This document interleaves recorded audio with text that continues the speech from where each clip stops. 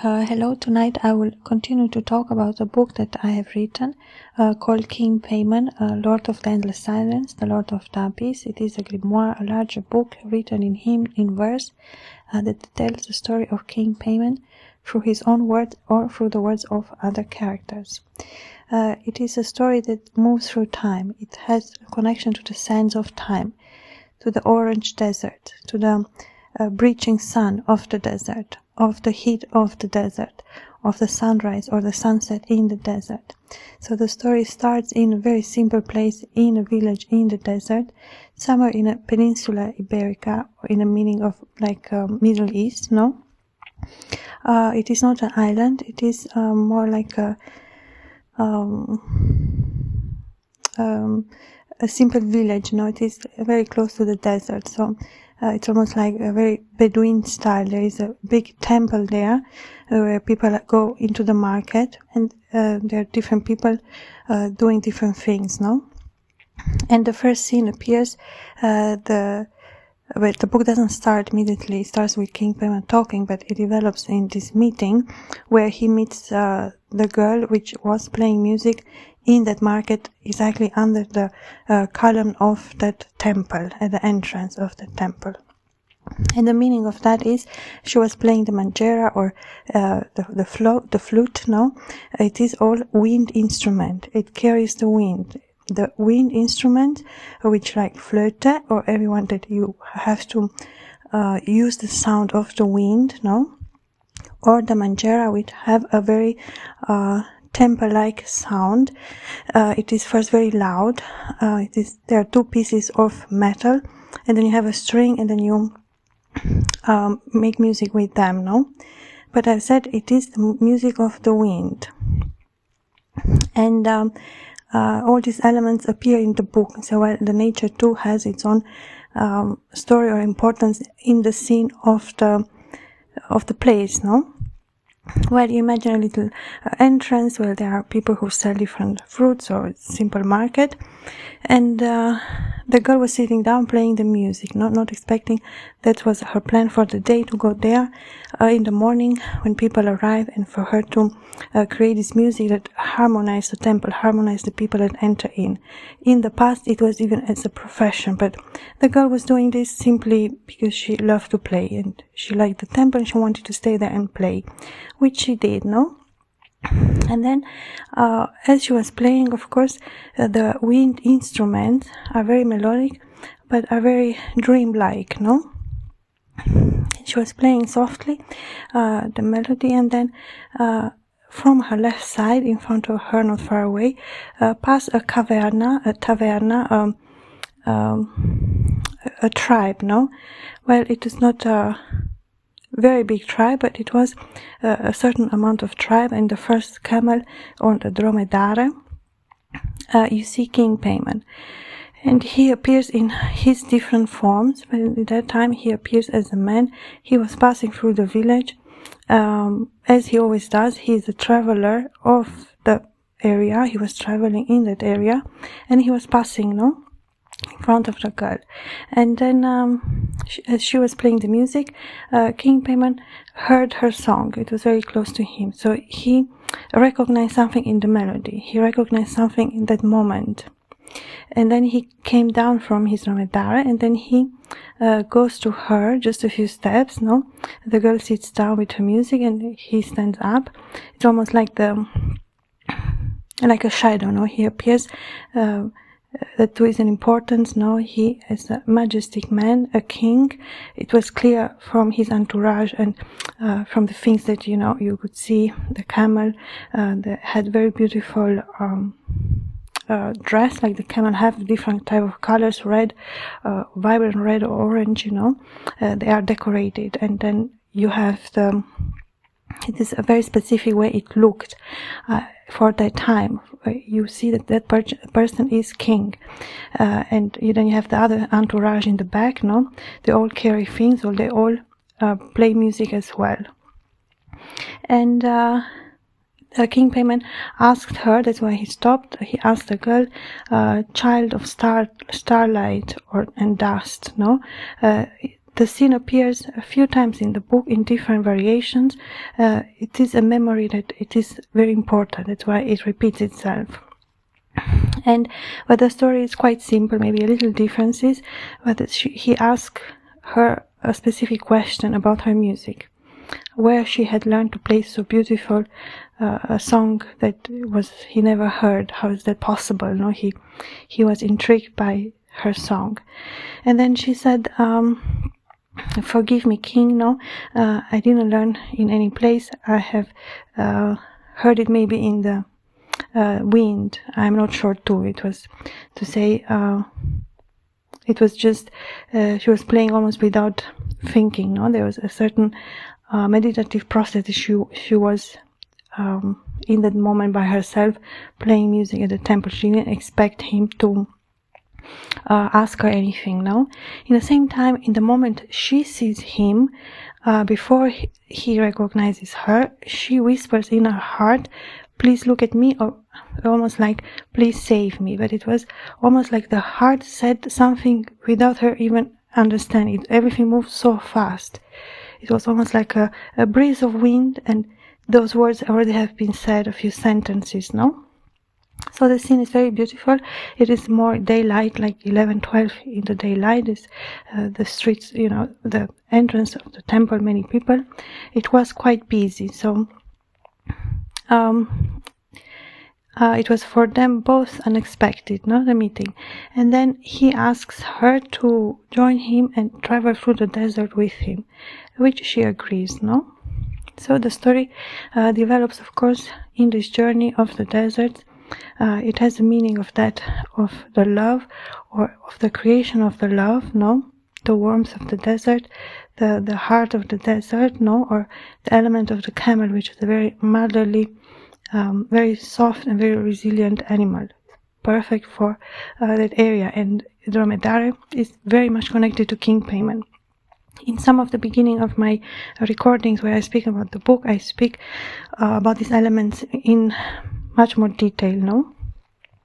But I want you today to speak about the title as well, to say, well, King Paimon is king, that we know, and the other part of the title, the Lord of the Endless Silence, and Lord of the Abyss, it has an undertitle as well, and that undertitle speaks about the idea of the endless, the endlessness, no?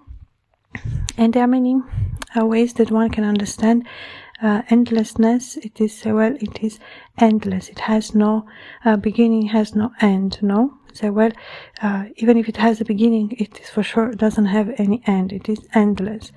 And it's quite an interesting way, no, to say, well, it's the endless, it's the part without the end. And the void aspect too, no, so, well, the silence does carry that void, or that interesting aspect of the silence. It is a very almost can be a musical tone or a musical song. The silence can be interpreted in many different ways. To say, well, as it happened to the girl, to say, well, her music, no, made Paimon hear her song, and that moment, no, they met. It was all, to say, destined. It was a reason why she went there, even if she didn't know, or it was a reason, no, how King Paimon appeared. And this part is included in the book. It's one of my favorite parts of the book, but the book has many different other scenes. It's quite interesting because it is the feeling the story goes on, no? So, well, we have this story and then comes another story, but I think that's what makes it interesting, because it shows different timeline in some way. There is a timeline jump, no, but the thematic remains the same. So it develops on similar terms to say, well, there is always the element of King Paimon, but the journey in the desert is a more quiet, it's a quiet beginning for them, because he represents the Lord of the Silence, no, and she represents the song. So there's this mix of silence and the song. And what better place that carries these two elements is the desert. The desert is very calm, no? and very warm and very beautiful, very poetic. And in this place, Paimon and the girl, with his entourage, they travel through the desert, and in the night, it's the moment where they rest. And there is this wedding ceremony of between Paimon and his woman, So say, well, Paimon understood from that moment, from that hearing of the song of the girl, that it was recognition between her and him and her, even to say the heart knew before the girl, or the heart reacted before the voice came, because say, well, she was singing, she was playing, and say, well, the music and the voice, to say the attraction from something unexpected, to say, well, like the wind, it flew once right, and I looked left, and there he is, or there she is. It's this type of love. It is a love, a recognition from the beginning of, to say, trust and love, and say, well, the girl was asking for help, and Paimon heard her cry, and of course, as a king he is, he always helps, and that's what he did for her. And more than that, he fell in love, There was a love connection between them from the beginning. And so it is not a story like we don't know if the characters love each other, because it is from the beginning. And then it's the story of them getting to know each other and letting their love grow and traveling through the deserts. And other parts of the books speak about King Paimon in different personalities from other points of view. They are quite interesting as well, but I said I always like to talk about the market scene with the girl, because that's for me like the high point of my or in the story of Paimon, from the romantic sense of point. So, well, there are different layouts of the book. In the first, we say, well, it is speaks, of course, King Paimon. It is the love story between them two, which I find very beautiful. And then the other more interesting aspects of King Paimon as well, to say, well, first they meet, and then they learn from each other who they are. There is a time that has passed, or to say, well, they need a time for themselves to get to know each other, which they do. There's a dialogue between them two. There's a lot of dialogue, a lot of like you see the scenes which appear in the journey of them two throughout their love story, and that goes more into the end of the book. And there are many other things that are interesting in the Grimoire of King Paimon, to say, well, the feeling of the poems, or the feeling of the book itself, changes from the beginning. Sometimes you feel like it's very serious and very solemn. Now there's a seriousness to it, and sometimes you feel, well, it is a little more interesting, more active. There are scenes that appear, or dialogue, or different characters. Sometimes we have the voice of King Paimon, which is, of course, does carry that element of power, of authority, of him being king. That there is a duty, there is a role that he fulfills.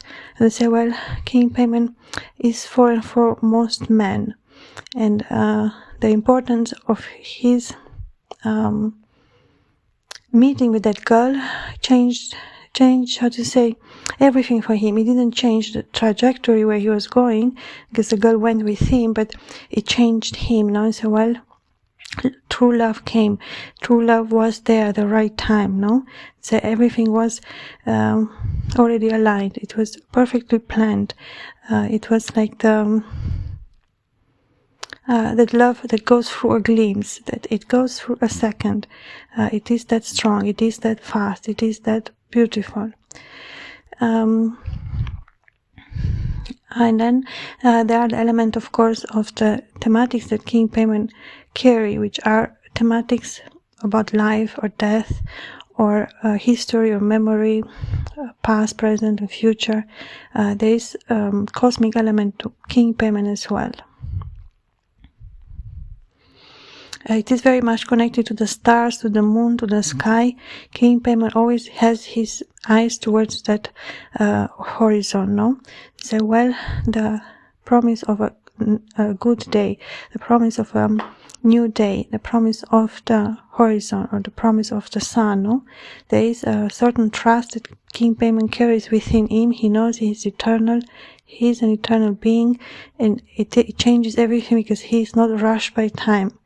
Time is, say, well, time is endless, time is eternal. So King Paimon say, well, I am a traveler of time, I am a traveler, no? So it speaks very much about King Paimon when we want to understand the core elements of him. At the same time, when I say king, it's not a king. Words have a different interpretation. I say, well, what is a king, no? So, well, King Paimon is a true king, is a real king. King Paimon is king. That is the meaning of his name. It is in the name. It is not a yes or not, it is there. So there are some elements which are absolutely factual, right? And even in the elements that seem chaotic, or say, well, the weather, the wind, even those elements are planned in the story. So it's very representative of the life as well. Say, through how many glasses I can see, or for how many windows I can see the same thing, through many. There is not only one way to that, no? Say, well, and the other way around. So King Paimon works in 2, 4, 6, 8. At the same time, there's the element of surprise. Oh, finally 5. It goes 7, no? It moves, it has a certain type of freedom. So the geometrical forms say, well, there is a certain very clear symmetry in his name, in the aspects that he is a man of habit. He carries always the same things with him. He is a family man. He carries the family with him. He helps others. He is a true king. Say, well, is a true king what? In the title? No. A true king is a king, first and foremost, a good one, a good person, a good man, who will hear somebody in difficulty. He will not say no. He will never leave somebody in difficulty, no? He will find help. He is always beneficial. Wherever he goes, King Paimon brings good omen. That's what people said in the time. People knew him, no? Through the journey or through the travel, many men and women and children met and saw King Paimon, passing through the villages, passing through those places that he traveled on his dromedare. And this travel was on himself with his family, with his male entourage. And then he meets the girl at the market, and then the story changes, no?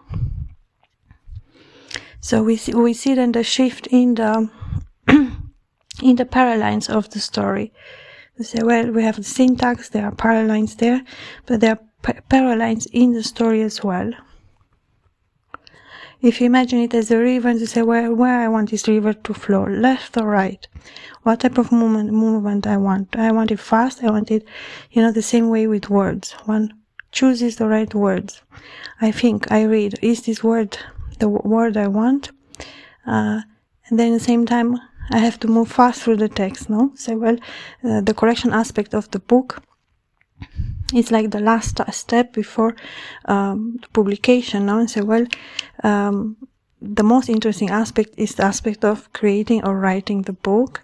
But after the elements, and say, well, the manuscript is ready. So that's the element, no, that it's important to have. And the story, so well, the story has a soft beginning in the book of King Paimon. It is a book that, say, well, it almost opens like by itself, just one page in the wind, and then it starts. That's the energy. It is so soft. In that softness, you hear the first words of King Paimon. His solemn, deep voice, very melodic, beautiful voice. And then the first line, it says, "Don't run away from me, child of the abyss." No, it's like, why are you running away from me, child of the abyss?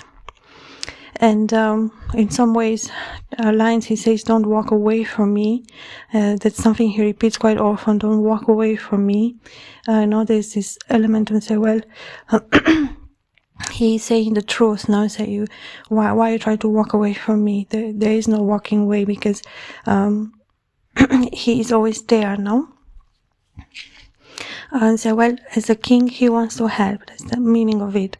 And say, well, if King Paimon passes through a village, he gives to the people, helps the people the same way he helped the girl. And that good nature of him, that good kingship that he had, brought him to the girl. So, well, if he was an arrogant king and would not have helped the people, the wind will not have blown for him in that day. He will not have been in that place. No, so well, it was a reward for him as well. Something that the wind planned for him as well. And then that wind had the smell and the hotness of the desert. It was a sand village, So it's not only the wind, it is the wind with the sand moving, that type of atmosphere. And then later in the aspect of the recognition between them, it's like almost, well, it is eye to eye, voice to voice, mouth to mouth, thought to thought, heart to heart. It moves in this very simple, from me to you, from you to me. There is, say, well, the first words is the question of King Paimon. Who are you, child of dust, or child of starlight and dust? Or who are you, child of earth? He asks sometime. So it's like, what is your name? How are you called? So it was the recognition. Say, well, it was necessary a name, or it was necessary some type of words from her to him, so he can recognize her voice or not. It was a voice recognition. So, well, first I see, or I hear in the feeling of King Paimon. First he heard something, then he turned, the wind passed, and then the girl was revealed on his right, sitting down. Everything was moving slowly, but he was moving up, direct to just pass by. And the music that made him turn to hear who was playing, that music impressed him, And in that way, because he loves music, that love, that good kingship in him, that he has a good heart, he is a true king, brought him the love, the girl, So in the moment he heard her voice, and say, well, the question was not so much about the answer, even say, well, the answer was correct and very beautiful and made him realize even more who she is, but it was really her voice. That's what he wanted to hear. He wanted to break that silence, and say, who are you? What are you playing, child of earth? So he can hear her voice. In the moment she answered for 2-3 sentences. So it's almost to say, well, she wanted to do good. She wanted to give him a good answer. At the same time, the answer was very simple and true, because truth is also very simple. And I think the recognition came from that meaning of what was the first question, how beautiful that question came, What a beautiful approach. And then, of course, as king, he could not have left her there alone. Of course, he didn't want that, so he took and asked her if she wants to go with him, So, well, the love started then. And that is like the most important scene. I think thought of it many times, and in different recordings I speak about it as well. I speak even about the symbols of King Paimon, what he's wearing, all the element of the three animals, what the meaning it has. It's everything actually correlated to King Paimon. And why is like that? To say, well, is King Paimon, is it because the importance of King Paimon? Say, no, it is because it's just something, just because he's king, we have to know. King Paimon is a very modest person. Say, well, King Paimon carries more depth and more understanding that other people know. He is not a man of many words. he represents silence. So we have the more natural part of King Paimon that is brought more forward for him through the contact with the girl. That love, that openness, that light, that part of the wind with the song, that romantic or poetic feeling, it was developed, no? And it is more about like the love between them as well. The different aspects and things that King Paimon looks or he wears or how he's dressed or how he looks, no? It has importance meaning as well. And he does have 3 different symbols. So, well, he appears with the legs or in a symbolic way of the frog, so the element of the water. Then you have the Andromedare, which is the camel, the Andromedare, the camel with 2 hooves, or let's say the bigger form. It's actually not the same animal. Andromedare is big. It is a very large animal, no? The camels are much more shorter, but the element of camels is the same with him as well. And I speak a much more detailed form about these elements in another recording, and they are very beautiful what they represent and how good connected they are with all the other parts of the story or the elements that appear in the environment. And I do like how King Paimon is dressed, and say it is a very beautiful king, exactly as it should be. No, so well, King Paimon is a very beautiful man, and it is a man of the sands of Arabia, the Arabic mea, no, the sea. He's connected very much to the water, the salt water. The camel, even say, well, the camel is an animal of the desert, but the camel is very much connected to the water. It's actually an animal of more of the water than of the desert. So or both very strongly. You say, well, King Paimon says that the aspect of the camel is it's the remembrance to say the camel always brings you to water. The camel always finds the way to water. The camel will never let you without water, no? They are very intelligent. They are very specifically made very rare, to say the abilities that they have in their bodies, in their personality, to be able to travel through the desert. It is not an easy journey. Without a camel, one could not make it. The camel is the savior. The camel is the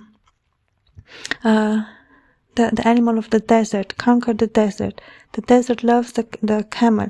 The camel is allowed to transverse safely the desert, to reach the sea, to reach the water or the ocean. So the element of the frog, even say, why doesn't make sense, the camel with the frog? Well, it makes perfectly sense. That's exactly the point of King Paimon. We think that things are the same because they look the same, but has nothing to do the way it looks. So very different schematics or very different patterns or very different colors can have a lot, and in general they have a lot in common with each other, even if they are very different. And in most of the case, even in the case of Paimon with the girl, we have the song and the silence. So it is the element of 2 very different things, but it's work together so beautiful, no? The song and the silence. And the song can be even represented, well, the sounds of the frog. Where you hear the frog, you know there is water near. To say, well, the camel knows the language of the frog, and the frog knows very well the camel as well, no? The same when we think about song, we think of the birds and say, well, even the desert has birds, and they as well communicate, and say, well, the desert may seem empty, the desert may seem unapproachable or very dangerous, which of course it does carry that element, but the desert has its own tricks as well, no? The desert has its own factors. Well, in the night there is a certain coolness, even coldness in the desert, no? So it's not always to say it's always hot or it's always it does change. and very much. It can be very dramatic changes or very high different things, no? So it's like, what do we expect somewhere near the sand, near the desert, the ocean, the salt water? Yes, of course, no, because there is a lot of sand. There has been a lot of water, a lot of sea. So the desert always brings to the sea, always brings to the ocean. But the story develops beautifully because, while it is not a simple travel, if the King Paimon will not have met his bride, he will not have had the same journey, will not have been as much as beautiful as it was with her, and for her as well too. So while King Paimon saved her, King Paimon took her under his wing and made her his bride. King Paimon is honorable. Everything what we want to know about King Paimon is already inscripted in this short scene, or this meeting that he had with the girl. All those very few elements that I see, or the colors, I see blue or I see white, there are specific colors as well, or red from the camel, sometimes very vibrant. It changes, it attracts the eye. That's maybe the part of the magical powers that King Paimon has, to say, well, did King Paimon was really unexpected for him, or he knew, no? How, that's like some things we could never know. Was King Paimon prepared? Was he searching for her? How he did really recognize her, no? So, well, she recognized him before him. She recognized him first. It was her reaction. Maybe that reaction changed something in him, and it worked in the same way that he then felt the need to talk with her. And I like the softer elements that appear, because it seems such a simple scene at the same time. No, so well, how beautiful orchestrated, how beautiful, how adored, how gentle, how sweet and passionate. You can even see the exotic fruits, or the different scents, or the different nuts, or the different people walking through the temple, or the different scent, no, the incense, or the different sounds, or say, well, in a busy market, no, separated by time, or say, well, separated by silence, that song or that melody, no, brought them together. The book you can find on Amazon is called King Paimon, Lord of the Endless Silence, the Lord of the Abyss. I'm the author of the book, Anais Giulia. You can find in my description box always the link to my books, or to the link to King Paimon book. It is a large manuscript, and it's a very beautiful story. It has very many different aspects that I love to talk about. And I thank you so much for listening. Until next time, bye.